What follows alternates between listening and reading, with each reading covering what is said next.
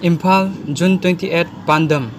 Lamdam asigi yelhomi masak khangdaba amadi Manipurbu Indiada yonthoknaba hotnariba Speaker Y Khemchand nimit humni gi manungda leibak miyamda sengdoknaba Manipurgi CSO singna wamang yatkre. Sega Road Konjeng Hazari lekaida leiba loop asigi head office ta pangthokpa paugi mifam amada JCILPS ki convener Y Dilip Kumar na haiki Kumja 2018 gi September 10 da Manipur Legislative Assembly gi Speaker Y Khemchand na yamna sathiba leibak ki oiba achoba ihau amagi makhada inner line permit system Manipur da chanagadabani haiduna Kumja 1980 dagi hauduna haurakliba miyamgi oiba ihau asibu tungoinaraga yamna laiba maongda ILPS asi lali masi handok nabagi khanagadabani haiduna Guwahati da Kumja 2018 की September 10 da Rashtriya Pakshi Patrika Jan ki award ta amasung Antarashtriya DP Paribar Societies ani na khusamna duna humni pangthokiba thoram adugi aroiba closing day thoram da Speaker Yumnam Khemchand na haikiba adu laibak thibani leibak asigi miyamna pamba haukiba sahi kaya asida awaba akiba tunghannaba leitaba maongda inner line permit system bu thampham thokte masi aranba khongthang amani haikibada lamdam asigi miyamna tumina khak leiroi India gi nagrik amana oiragadi chap manaba mityeng thamgadabani loinana India gi state amadagi lakliba miyoi amabu India gi state amada changbada athingba pifam thokte haina mahakna phungdokhiba wafam adu yamna achauba saba machin mirai phaba miyoi amana center gi mamangda rajniti gi khudongchaba launaba hotnabani mahakna makhata na haiki BJP lengakna center da luchingba singna chanbinaba ngangliba wangang asi Manipur amadi miyamgi mayoktani asigumba wafam asi khanbadi lairadana wakhalda fawa thampham thoktabani asigumba ihau asigi makhada miyoi kaya jail da leikhre asok apan kaya nangkhidadapa natte adudasu nattana haukiba Kumja 2015 da mahiroi sapam Robin Hood leikhidabagi miyamna nungaitaba amadi awaba maichak kaya ama ngasimak miyamna khangnaribani Chairak asida mahakna center gi luchingba singna chanbinaba chathariba lalong asi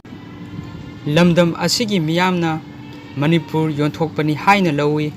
India lengak amadi Manipur lengakna haukiba Kumja 2001 gi census report matungina lamdam asida maitai singi oina population 7,51,822 oiki mitopna 7,08,888 oiki tribal gina 6,70,782 oiki mitai pangal gina 1,69,204 oiduna apunbagi oina missing 22,93,896 oikiba madugi matung inna haukiba Kumja 2018 gi July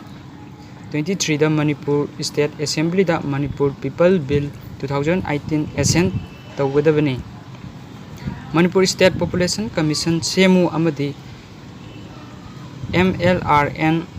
LR Act 1960 Manipur pumbada chanagadabani haina lamdam asigi tongan-tonganba CSO singna tankiba demand asi Manipur State Assembly gi Speaker ama oina Y Khemchand masamakna bill asi pass tawkhibani aduga haujikna karigi house ki mayokta leplibano haibasi miyamna khangnaraba wafamni loinana India gi citizen pumnamakna iramdam asida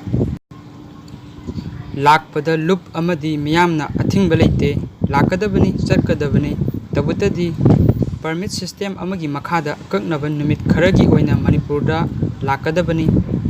lamdam asigi yelhomi singbu tung oinaraga Manipur bu India da yonthoknaba hotnariba Speaker Y Khemchand na Manipur miyamda lale haina singdokadabani natrabadi iramdam asigi miyamna mahakpu boycott tawrakloi hainingai leite hainasu mahakna makha takhi Manipur Kaithel ꯐꯝꯕꯤ ꯑꯄꯨꯟꯕ ꯂꯨꯞꯀꯤ president ꯂꯥꯏꯁ꯭ꯔꯝ ꯃꯦꯝꯕꯅ ꯍꯥꯏꯈꯤ ꯀꯨꯝꯖꯥ 2018ꯒꯤ September 10ꯗ Manipur legislative ꯑꯦꯁꯦꯝꯕ꯭ꯂꯤꯒꯤ speaker ꯋꯥꯏ ꯈꯦꯝꯆꯥꯟꯗꯅ ꯃꯅꯤꯄꯨꯔꯗ ILP ꯑꯁꯤ ꯌꯨꯝꯐꯝ ꯌꯥꯎꯗꯦ ILP ꯂꯧꯊꯣꯛꯅꯕ ꯍꯣꯠꯅꯔꯒꯅꯤ ꯍꯥꯏꯅ ꯑꯁꯥꯝꯒꯤ ꯄꯦꯄꯔ ꯑꯃꯗ ꯐꯣꯡꯗꯣꯔꯛꯂꯤꯕꯁꯤ ꯁ꯭ꯄꯤꯀꯔ ꯋꯥꯏ ꯈꯦꯝꯆꯥꯟꯗ ꯂꯝꯗꯝ ꯑꯁꯤꯒꯤ ꯌꯦꯛꯅꯕꯅꯤ ꯍꯥꯏꯅ ꯂꯧꯏ꯫ ꯃꯍꯥꯛ ꯃꯁꯥꯅꯁꯨ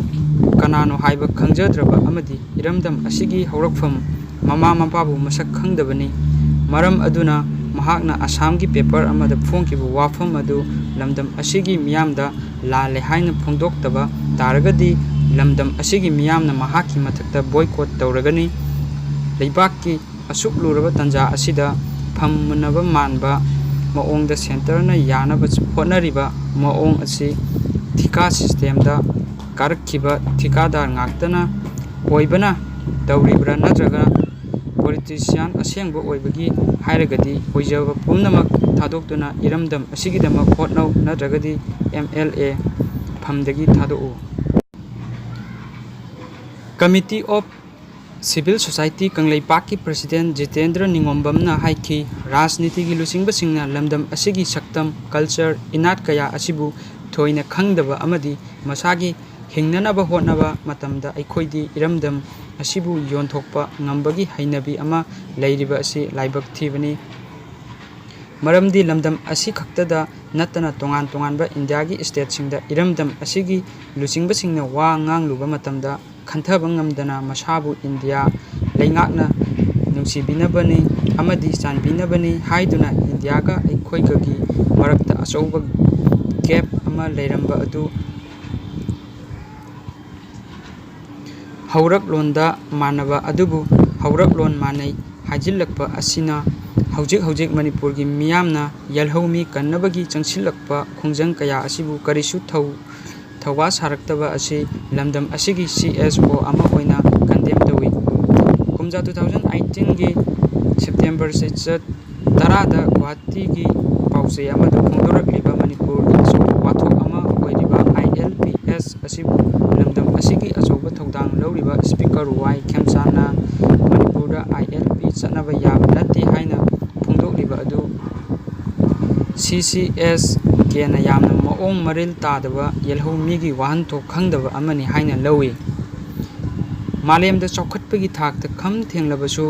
ꯃꯁꯥ ꯃꯁꯥꯒꯤ ꯑꯣꯏꯕ ꯐꯨꯔꯨꯞꯁꯤꯡꯒꯤ ꯁꯛꯇꯝꯗꯤ ꯀꯥꯏꯕ ꯌꯥꯔꯣꯏ ꯍꯥꯏꯕ ꯑꯁꯤꯗꯤ UNꯗ ꯌꯥꯎꯔꯤꯕꯅꯤ꯫ ꯑꯗꯨꯇꯁꯨ ꯅꯠꯇꯅ ꯑꯃꯦꯔꯤꯀꯥꯒꯤ ꯑꯆꯧꯕ ꯊꯧꯗꯥꯡ ꯂꯧꯔꯤꯕ ꯗꯣꯅꯥꯜꯗ ꯇ꯭ꯔꯝꯞ ꯃꯁꯥꯃꯛꯅ ꯏꯂꯦꯛꯁꯟ ꯀꯦꯝꯄꯦꯟ ꯇꯧꯕ ꯃꯇꯝꯗ ꯃꯥꯂꯦꯝꯒꯤ ꯑꯣꯏꯕ ꯏꯁꯨꯗ ꯅꯩꯅꯔꯦ ꯍꯥꯏꯔꯒꯁꯨ ꯌꯨꯅꯥꯏꯇꯦꯗ ꯁ꯭ꯇꯦꯠꯁ ꯑꯣꯐ ꯑꯃꯦꯔꯤꯀꯥꯒꯤ ꯁꯣꯛꯄ ꯌꯥꯕ ꯋꯥꯐꯝꯗꯗꯤ ꯀꯟꯐꯔꯃꯥꯏꯖ ꯇꯧꯕ ꯂꯩꯇꯦ꯫ ꯑꯩꯈꯣꯏꯒꯤ